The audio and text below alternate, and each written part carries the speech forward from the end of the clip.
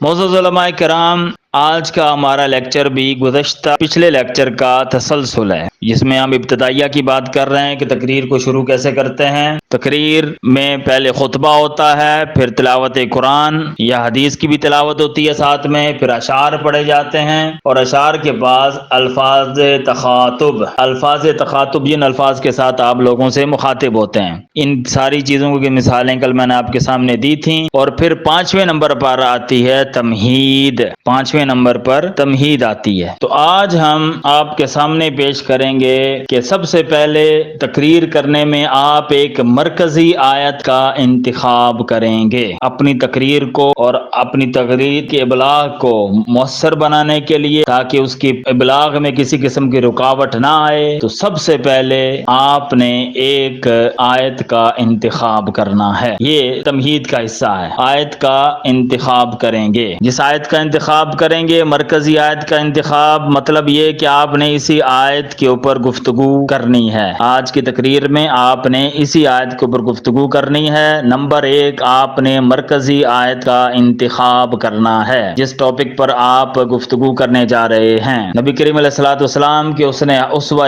حسنہ پر ہم نے گفتگو کرنی ہے، تو نبی کریم علیہ الصلوۃ والسلام کے اسوہ حسنہ کے لیے سورہ احزاب کی آیت لقد کان لکم فی رسول اللہ اسوۃ حسنہ، یہ آیت اس کا انتخاب ہو گیا، ہم نے اپنی آیت کا انتخاب کر لیا۔ نمبر 2، آیت کا تعارف پیش کرنا ہے آپ نے۔ آیت کے انتخاب کے بعد خطبہ میں، تمہید میں، آپ نے آیت کا تعارف پیش کرنا ہے۔ آیت سورہ احزاب، آیت نمبر 21، یہ مختصر سا تعارف ہو گیا آیت کا۔ سورہ احزاب کی آیت نمبر 21 آپ کہیں گے کہ میں نے آپ کے سامنے تلاوت کی، لقد کان لکم فی رسول اللہ اسوۃ حسنہ۔ نمبر 3، آیت میں سے ایک مرکزی نقطہ اخذ کرنا ہے، ایک نقطہ نکالنا ہے آپ نے، اور اسے اپنے الفاظ میں آپ نے بیان کرنا ہے۔ لقد کان لکم فی رسول اللہ اسوۃ حسنہ، یہ آیت آپ نے انتخاب کر لی اپنے موضوع کے لیے، تو آپ اس میں سے ایک نقطہ اخذ کریں گے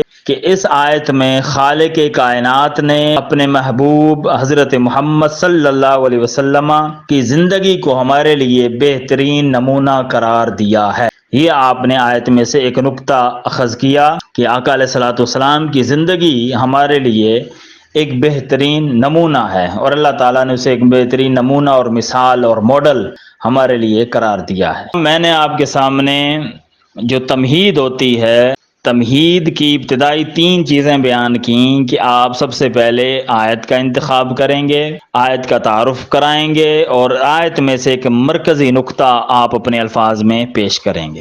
مطلب یہ کہ خطبے کے بعد قرآن پاک کی آیت کے بعد آپ اشعار پڑھیں گے اسی ٹاپک کے اوپر، جس ٹاپک پہ آپ نے آیت کا انتخاب کیا ہے، اور نبی کریم علیہ الصلوۃ والسلام کی زندگی ہمارے لیے کامل نمونہ ہے، ٹھیک ہے۔ آیت کا انتخاب ہم نے کر لیا، لقد کان لکم فی رسول اللہ اسوۃ حسنہ۔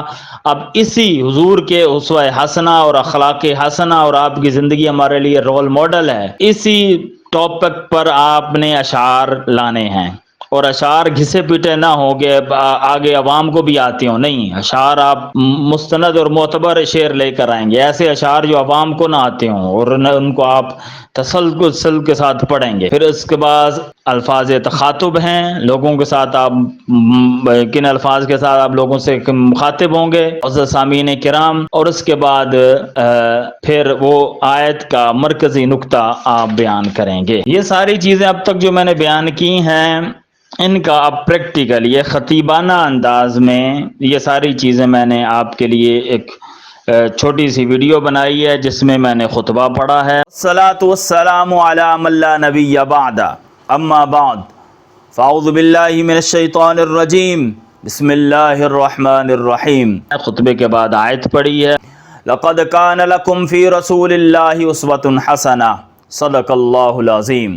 آیت کے بعد اشعار پڑھے ہیں، مصطفیٰ آبرو لفظ یا لفظوں کی رانائی، مصطفیٰ علم و حکمت رمز و عرفاں عقل و دانائی، مصطفیٰ کب کسی انسان کے حد گماں تک ہے، مصطفیٰ کا سفر غار حرا سے لامکاں تک ہے، جن کی اتباع سے آدمی انسان بنتا ہے، جن کے نقش پا سے خلد کا امکان بنتا ہے، جن کے وصف حسن خلق سے قرآن بنتا ہے۔ اشعار کے بعد میں نے الفاظ تخاطب ادا کیے ہیں۔ قابل صد احترام برادران اسلام اور معزز علماء کرام، آپ کے سامنے اور اس کے بعد اللہ رب العزت کے اسم نام گرامی، اسم گرامی کو آپ نے کیسے کیسے مترادف الفاظ کے ساتھ بیان کرنا ہے۔ خالق کائنات، مالک کون و مقام، رب دو جہاں، ذات لم یزل، خدائے بزرگ و برتر کے پاک کلام سے سورہ احزاب کی آیت نمبر 21 تلاوت کرنے کا شرف حاصل کیا ہے۔ نبی کریم علیہ الصلوۃ والسلام کا نامی اسم گرامی آپ نے کیسے لینا ہے۔ اس مکرم، مقدس، مطہر، منور، نورانی اور روحانی آیت میں رب ذوالجلال نے دنائے سبل، ختم الرسل، مولائے کل، سرور دو جہاں، سرور کائنات، تاجدار مدینہ، وجہ قرار سینہ، جناب محمد مصطفیٰ صلی اللہ علیہ وسلم کی پاکیزہ زندگی کو، آپ صلی اللہ علیہ وسلم کی مبارک حیات کو ہم سب کے لیے بہترین نمونہ اور ماڈل قرار دیا ہے۔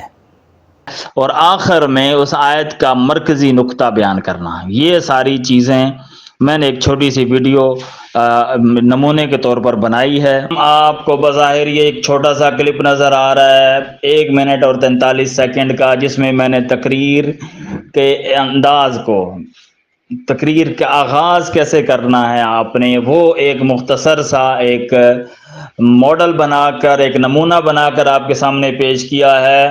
اور دیکھیں کہ اس 2 منٹ کی تقریر کے اندر کتنی چیزیں میں نے استعمال کی ہیں۔ خطبہ پڑھا ہے، ٹھیک ہے، ایک اچھے اور مختصر الفاظ کا خطبہ، اس کے بعد آیت ہے، پھر اشعار پڑھے ہیں موضوع کے مطابق، پھر الفاظ تخاطب ادا کیے ہیں، کس انداز سے کیے ہیں وہ ملاحظہ کریں آپ۔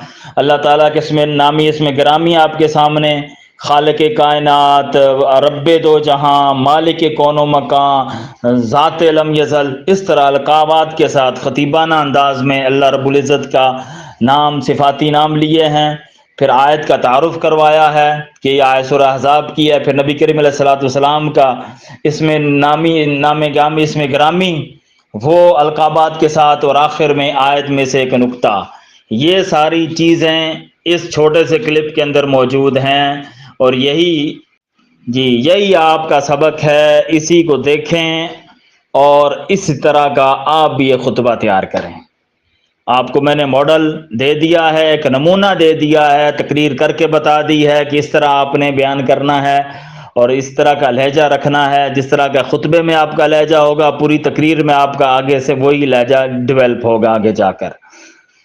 تو ہاتھوں کے اشارے، الفاظ کے ہاتھوں کے اشارے بھی کریں، ساتھ میں چہرے کے تاثرات بھی بدلیں۔ تو اس طرح کا آپ بھی اگر اسی موضوع پر کرنا چاہتے ہیں تو اور اچھی بات ہے، اگر کوئی نیا موضوع انتخاب کر کے آپ اس طرح کرتے ہیں تو بھی اچھی بات۔ ایک اور بات یاد رکھیں کہ بعض آج جو ویڈیو بھیجی تھی اس میں کچھ ہمارے علماء کرام نے آیت پڑھی، ان اللہ و ملائکۃ یصلون علی النبی، ٹھیک ہے، وہ برکت کے لیے پڑھی جاتی ہے آیت، اچھی بات ہے، آپ نے پڑھ لی، لیکن جس موضوع پر آپ نے تقریر کرنی ہے اسی موضوع کے مطابق آپ آیت پڑھیں گے، ٹھیک ہے۔ اگر آپ درود و سلام کی فضیلت پر اور اہمیت پر بیان کر رہے ہیں، خطاب کر رہے ہیں، تو پھر آپ پڑھیں ان اللہ و ملائکۃ، کیونکہ موضوع ہی آپ کا وہ ہے۔ اگر موضوع دوسرا ہے تو پھر اس آیت کی وہ مقام اور جگہ نہیں بنتی۔ اس چیز کا آپ نے خیال کرنا ہے۔